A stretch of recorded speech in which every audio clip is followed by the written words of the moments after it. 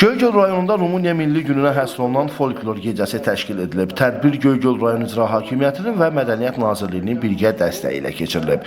Tədbirdə çıxış edən Göygöl rayon İcra Hakimiyyətinin başçısı Vüqar Novruzov rayonda müxtəlif ölkələrin mədəniyyətlərinə dair layihələrin reallaşdırıldığına diqqət çəkib.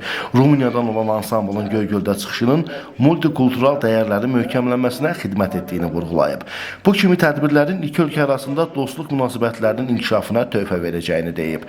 Rumıniyanın Azərbaycandakı fövqəladə və səlahiyyətli səfiri Vasiliy Suar çıxışında dinamik inkişaf edən Rumıniya-Azərbaycan dostluq əlaqələrinə toxunub. Mədən əməkdaşlığın xalqları daha da yaxınlaşdırdığını söyləyərək, bu konsertin Rumıniya Milli Gününə böyük töhfə olduğunu diqqətə çatdırıb. Səfir göstərilən qonaqpərvərliyə görə təşəkkürünü bildirib. Приехали в Göygöl с подарком. Göygölə hədiyyə ilə gəlmişik. Bizdə Rumıniya Milli Günü keçirilib.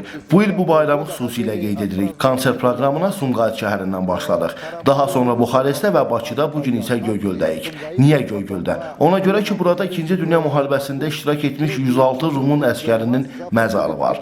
Bir digər məsələ isə Rumıniya və Azərbaycan arasında olduqca yüksək səviyyədə dostluq və diplomatik münasibətlər qurulub. Biz bu mədəni tədbirlərlə bir daha mesaj vermək istəyirik ki, iki ölkə arasında nəinki siyasi, iqtisadi sahələrdə, hətta mədəni sahələrdə də yüksək münasibətlər qurulub. Bu cür tədbirlər iki xalqı daha da yaxınlaşdırır.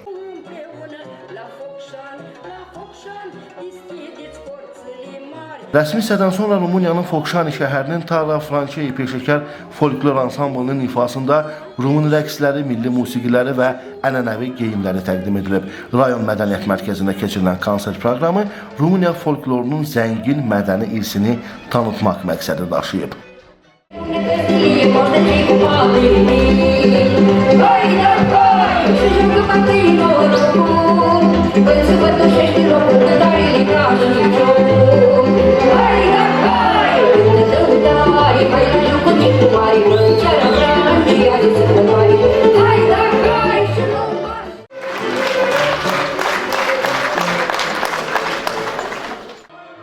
Konsert proqramı təxminən 2 saata yaxın davam edib. Tara Françeyi ansamblının hər bir çıxışı rayon ictimaiyyəti tərəfindən maraqla və alqışlarla qarşılanıb.